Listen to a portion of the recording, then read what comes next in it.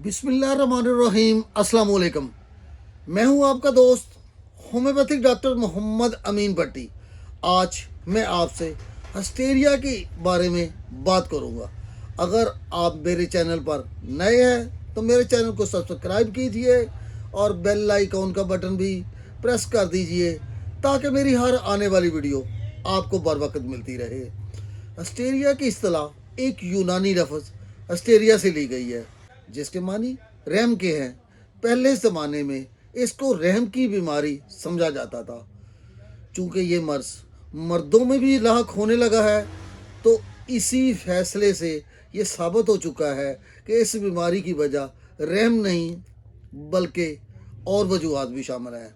हाँ, अलबत्ता अगर रहम की अलामत मौजूद हों तो ये और शिद्दत अख्तियार कर लेता है, यानी हिस्टीरिया की अलामत और ज़्यादा तेज़ हो सकती हैं। कुछ लोग हिस्टीरिया को गैर शादीशुदा होने से जोड़ते हैं और कहीं इसे जिन, भूत और सेब का साया तक कहकर इलाज नहीं करवाया जाता। 20वीं सदी ईस्वी से ये एक ज़हनी बीमारी समझा जाने लगा है।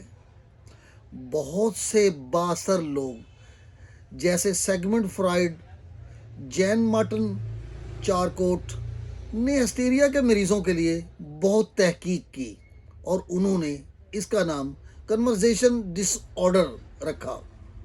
और आज इसका न्यू नेम यानी हिस्टीरिया पुराना नाम और नया नाम कन्वर्सेशन डिसऑर्डर है। हिस्टीरिया की अलामत में देखा जाए तो ज़हनी मसाइल की एक वसी रेंज मौजूद है, बशमूल अंधापन, समात के नुकसानात, दौरों के शक्ल में, भूलने की बीमारियां, बेकाबू जिस्मानी हरकत, नकलो हरकत का मुकम्मल नुकसान, दिल की धड़कन, जज्बाती फालज, बेहोशी, दायमी दौरे, हसासे कम होना, फरेब नजरी, तरीखी रवैया, यानी साइकोलॉजी अलामत का तब्दील होना, फिज़िकल न्यूरोलॉजिस्ट अलामत में टनल विजन देखी गई है, यानी मरीज़ को सिर्फ सामने वाला शख्स दिखाई देता है, उसके आसपास खड़े हुए कोई फ़र्द नज़र नहीं आता।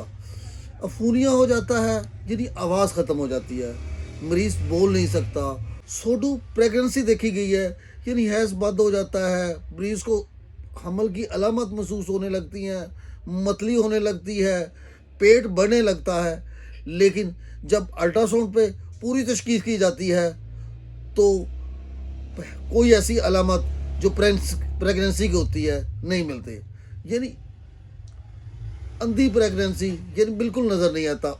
अगर आपको ऐसी अलामत जो मैंने अभी बताई हैं नज़र आए तो आप होम्योपैथिक अद्वियात आजमाइए।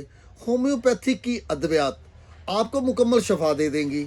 अगर आपके करीबो जवार में, आपकी फैमिली में ऐसी अलामत वाला मरीज़ नज़र आए तो आप उसको होम्योपैथिक अद्वियात से इलाज करवाइए। अगर मरीज़ असाबी निज़ाम की वजह से या जिस्मानी कमज़ोरी की वजह से ऐसी अलामत पैदा हुई हैं तो आप होम्योपैथिक की दवाई कालीफास का इस्तेमाल कीजिए।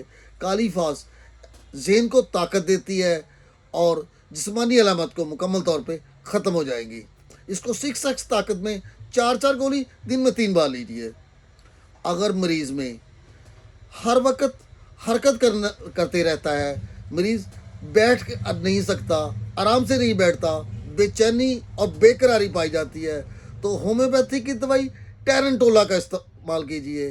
टेरनटोला स्पानिया 30 ताकत में दिन में 3 बार लीजिए, इंशाल्लाह ऐसी अलामत मुकम्मल तौर पे ख़त्म हो जाएंगी। अगर गम के असरात हो, यानी कोई नज़दीकी दोस्त रिश्तेदार हल्का बाब में फौत हो गया हो, मरीज़ को कोई और गम हो, लंबी और ठंडी सांसें लेता हो, जिसे हमारी मुकामी ज़बान में ठंडी सांसें कहते हैं, लंबी लंबी सांसें लेता हो तो आप होम्योपैथी की दवाई अग्नेशिया अमारा का इस्तेमाल कीजिए। अग्नेशिया अमारा को 1000 ताकत में रोज़ एक खुराक दीजिए, इंशाल्लाह 1-2 खुराकों से आपकी ये तमाम अलामत मुकम्मल तौर पर ख़त्म हो जाएंगी। अगर मरीज़ को गले में गोला सा अटकता हुआ महसूस होता है, मरीज बार बार गोले को निगलता है या पेट में गोला बना हो रहता है हवा का, तो आप होम्योपैथी की दवाई एसिफोटिडा का इस्तेमाल कीजिए। एसिफोटिडा इन तमाम अलामत में बेहद मुफीद है। होम्योपैथी की ऐसी अद्वियात मौजूद हैं जो मरीज़ को महसूस हो कि जिन लगे हुए हैं, साया है, तो आप होम्योपैथिक की अद्वियात जो 2-3 मिक्स करके दी जाती हैं इस्तेमाल करवाइए। आप होम्योपैथिक डॉक्टर से मिलिए, आप उनसे अपना इलाज करवाइए। हिस्टीरिया की अलामत या कन्वर्जेशन डिसऑर्डर है, ये मुकम्मल तौर पे ख़त्म हो जाता है। अगर आपको मेरी ये वीडियो पसंद आई है तो लाइक कीजिए।